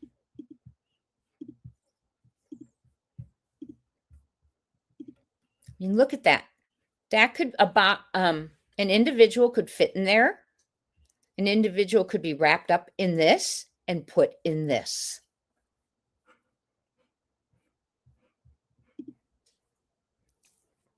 And I still have questions. I know you all have great questions there.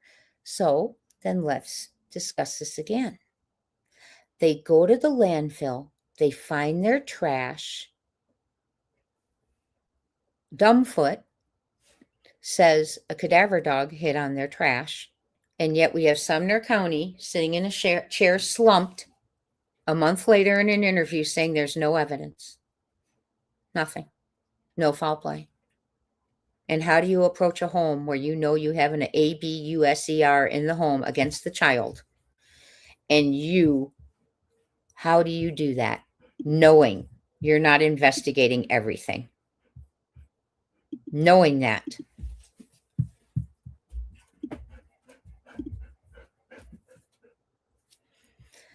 Well, the infrared. Let's talk about the infrared for a moment. First of all, Sonny Weatherford made some statements in the PI interview. One statement he said is, we're waiting for a tip. Well, you cannot, it looks like the two detectives, well, Craddock's not a detective, he signs papers, and Carter are just sitting around hoping someone drops a tip in their lap or hoping they don't. They're not out working the streets. Craddock's an admin, by the way. He's not like an experienced person. They don't find kids they miss. Remember, I've said this to you many times. The kids in Sumner County that have been found, someone has stumbled over, basically, or seen it happen. Okay? They don't have a sheriff who's been out on the streets like that to solve crimes with that experience. He's training a detective, and he doesn't have the experience on the streets for kidnapping and murders. Excuse me. Think about that. So they go to the house and they're saying no foul play. Well, we all now know there are so many things of foul play. A service installer, all those things. Or a service tech who installs cameras, but theirs weren't working. All these things an actual investigator would have been onto, right? So then Sonny says that he's told that CB was there at 5:30 in the morning. Well, apparently she was there for about quite a while, we know, till after 6, allegedly. How did she know to be there before Sebastian was noticed missing by his mother? Why would she be 30 minutes from home at 5:30 in the morning? Why would she be allegedly parked in her son's neighborhood, drive 30 miles, park in his area, but not go to his home?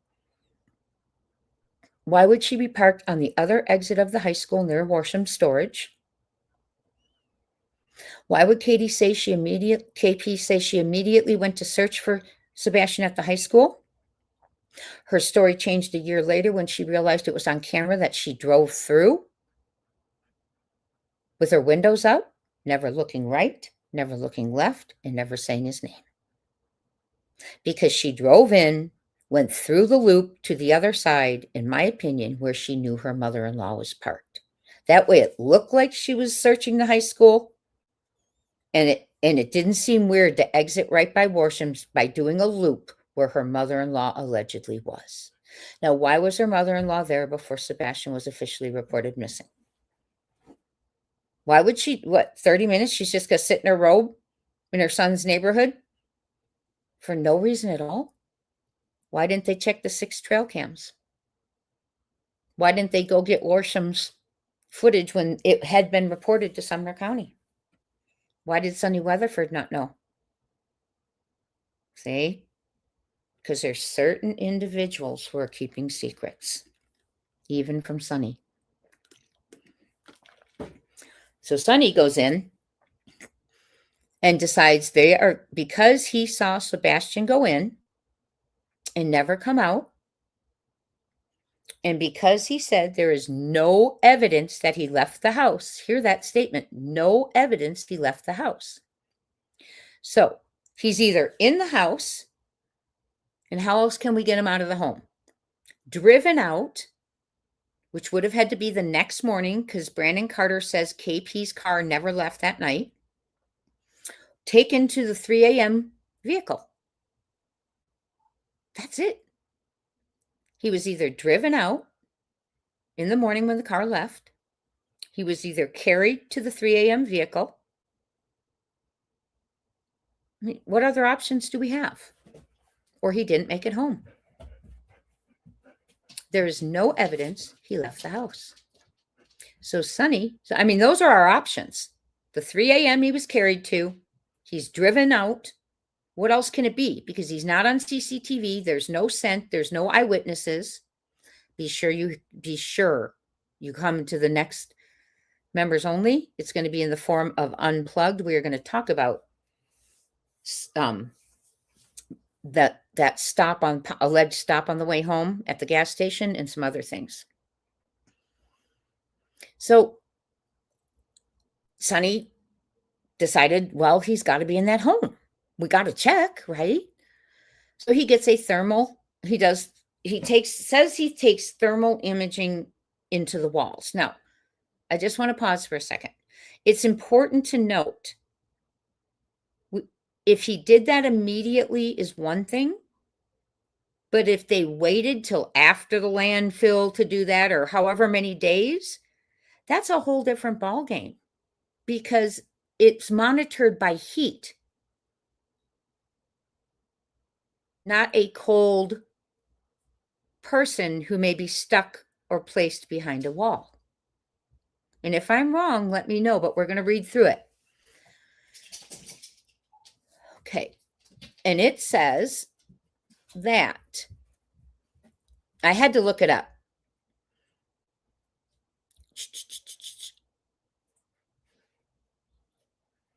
Okay.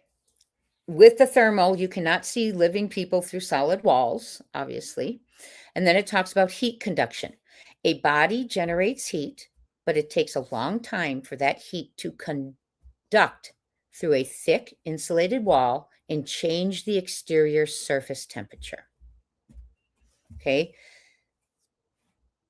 How long does a body generate heat?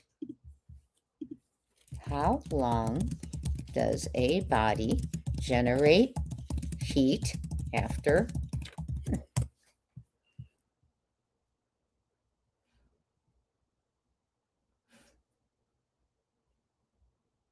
It is an immediate drop. It can no longer regulate temperature at death. Excuse the term, because I don't believe Sebastian's not with us. Okay.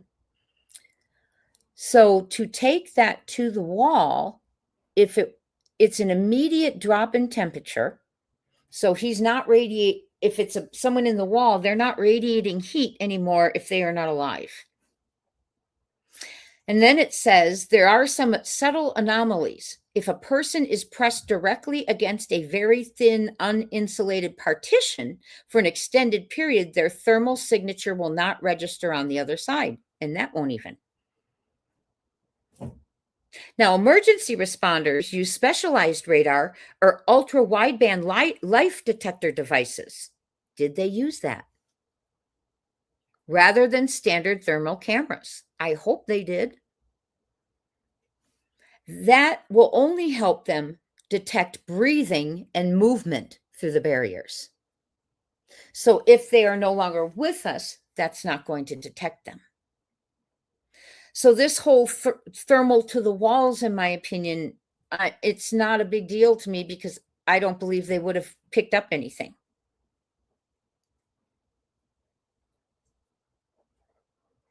And the thermal camera normally detects infrared radiation from the wall surface. So the body heat into the wall, and it doesn't pick up. It says thermal camera detects infrared radiation from the wall surface, not objects behind it. It may still reveal surface temperature patterns caused by moisture, missing insulation, or air leak. An infrared camera creates an image from the radiation reaching its detector. Solid materials such as drywall, brick, and concrete block the camera's direct view of objects behind them. Although heat transfer can sometimes change the temperature pattern visible on the surface, and that's a clue something might be behind it. But when you have the temperature dropping almost immediately, and remember, Sebastian was last seen at 6:25 p.m. We don't know when. We don't know anything else, in my opinion. I do not take what KP says as truth. I don't believe it's, in my opinion, she didn't walk in there at 6 o'clock and say, "Hey, Bubba." And then the next time she tells it, she says, "Hey, dude, you got to get up." You don't remember your last words, attempted words to your child? It's very weird. The whole thing is very odd, my friends. You see if I went through and if I missed anything else here. Trash truck, the lights. We know we're talking about the theme of trash, and let's not forget the trash truck lights. The lights that were in the backyard, Craddock says is the trash. So Sebastian is reported missing on trash day. Before he's reported missing, the trash trucks enter the neighborhood. After he's reported missing, the trash trucks leave. His trash goes to the trash men, determine that his can is too heavy, which we knew 2.5 years ago, and people said, no, that's not true. That's not true. We moved on from it. How many other things in this case have we done that to because of people who distract and deflect? Right? The trash can, he went to grab it and it pulled him back. It was so heavy. We've got the trash taken to the landfill and a landfill search. We have the trash chore. He takes the trash out. That's his chore. He goes outside and does the trash.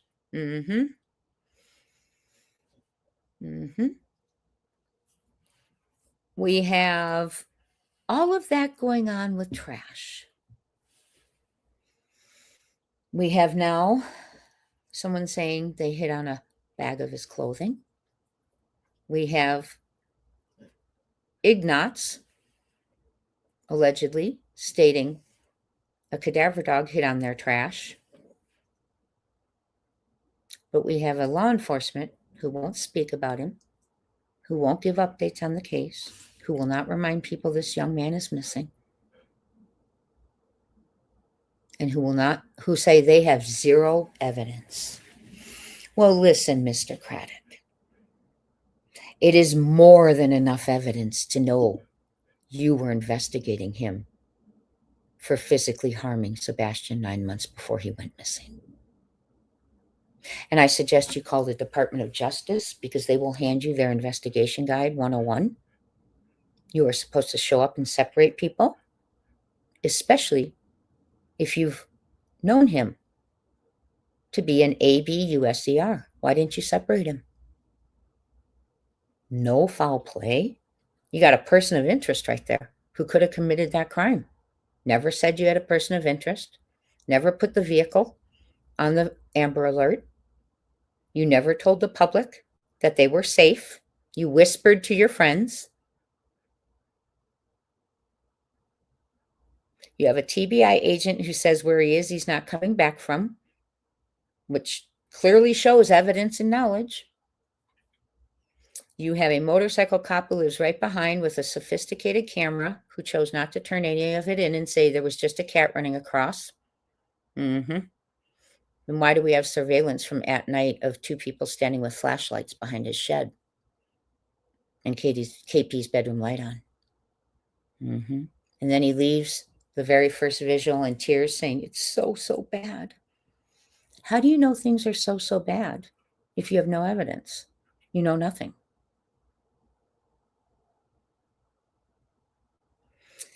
They're probably very scared right now because the decision that was made, their team's goal was to make sure no further harm came to the child. 9 months later, he's gone. They never mentioned it. You know how you hear about in cases, watching the clock, hold on, I gotta watch it. You know how we hear about in cases where the police will say, well, we're bringing in, there's CPS has a history at this house, the child's missing, we're bringing in the boyfriend, the girlfriend, the mom, the dad for questioning. We have a history of ABUSE here. Oh no, they didn't say that. They never. Who does that benefit? CP. And it might benefit someone who made the decision to close the case out of a favor to someone else, allegedly. Because why wouldn't they say to Seth on February 26th, that we've been here before, we know Sebastian. Who are they protecting? CP. Why? Would they put their careers on the line for CP? No, but you know what? CP says, if you want to find Sebastian, we can't find him. That's $1 million question. Well, there's a sheriff with $1 million home that was built after Sebastian went missing. After that case was closed. So I think CP and KP are not the only ones afraid right now. Because I think that the whole lawsuit against DCS was the one against Sumner County as well. Fabulous. But the DCS one with that CPIT team and more entities than just Sumner County and the DA, I think someone's going to speak up if something went awry there. Because they're all going to have to explain how that administrative decision was made.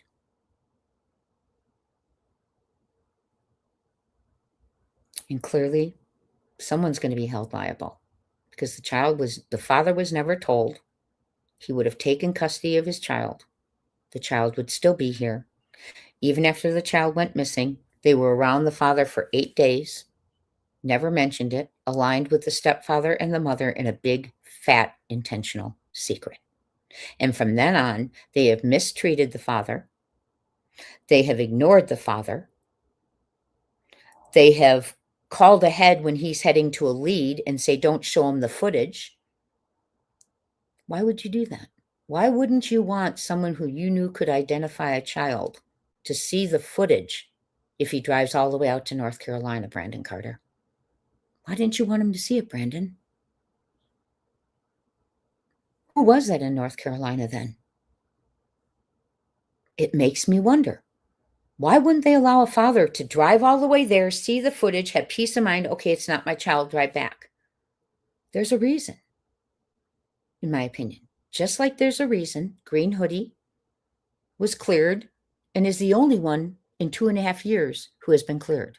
The man who was looming or the woman, let's just say who was looming by the vehicle the last time Sebastian Rogers was seen. That is the only individual in 2.5 years that they have cleared. And you know what? They knew it was that person because that person had the same sweatshirt on. I mean, that's great investigative skills, in my opinion. I've heard they did a FaceTime call but wouldn't show it.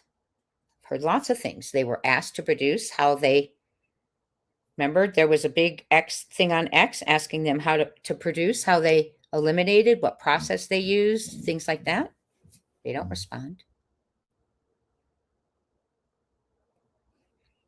It all boils down to they went there February 26th with a big, fat, intentional secret they had been keeping from the father in order to protect the stepfather and the mother, because she knew, and to protect 9 months later.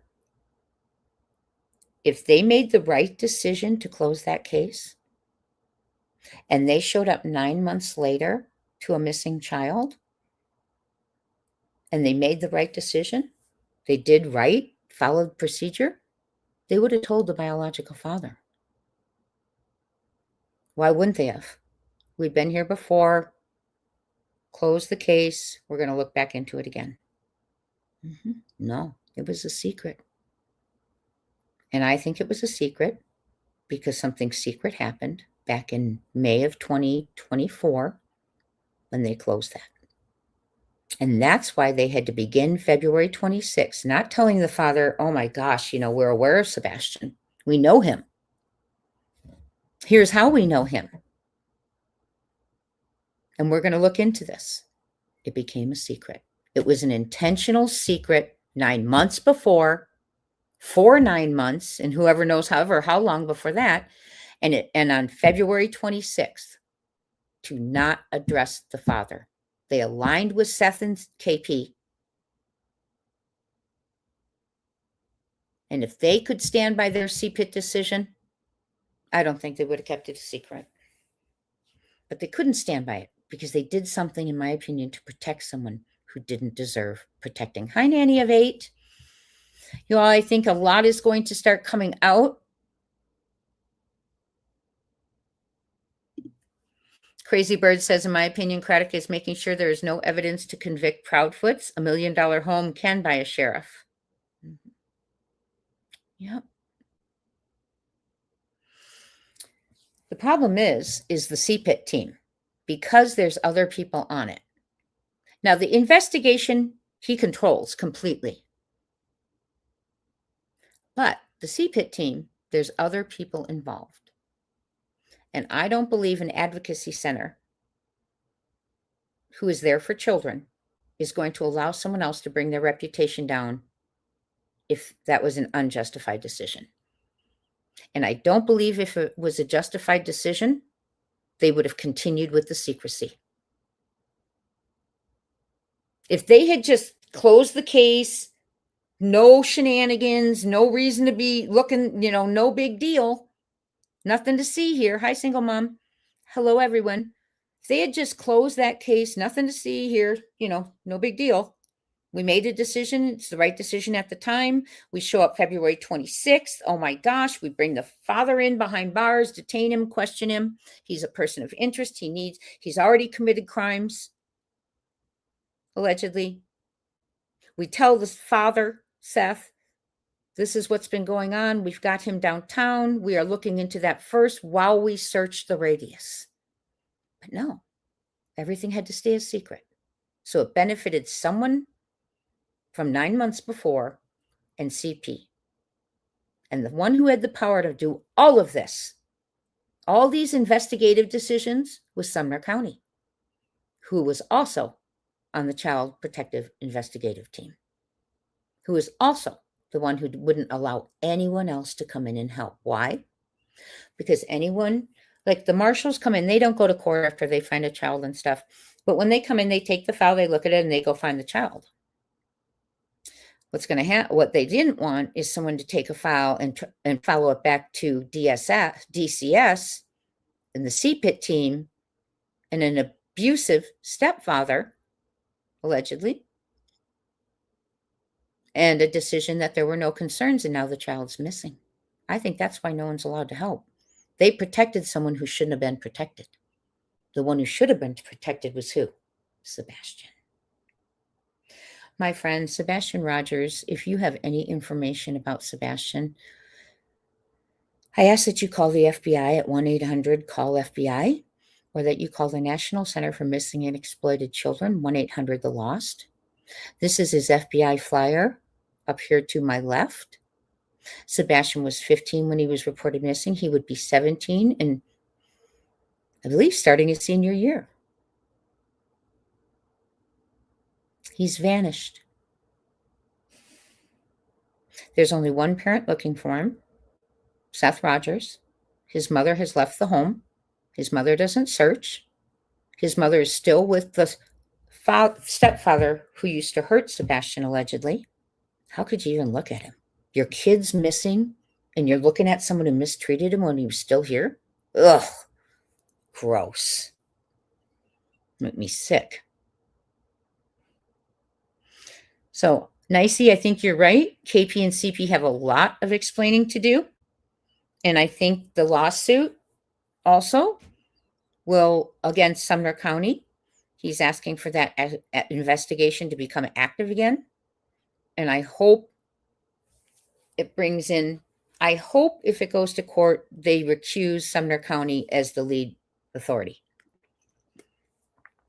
because of conflict of interest at the very least. Because how many times did we ask ourselves, do you think Craddock knew Sebastian? Do you think Craddock knew Katie and Chris? We know our answer now. Because the CPIT team has to run interviews.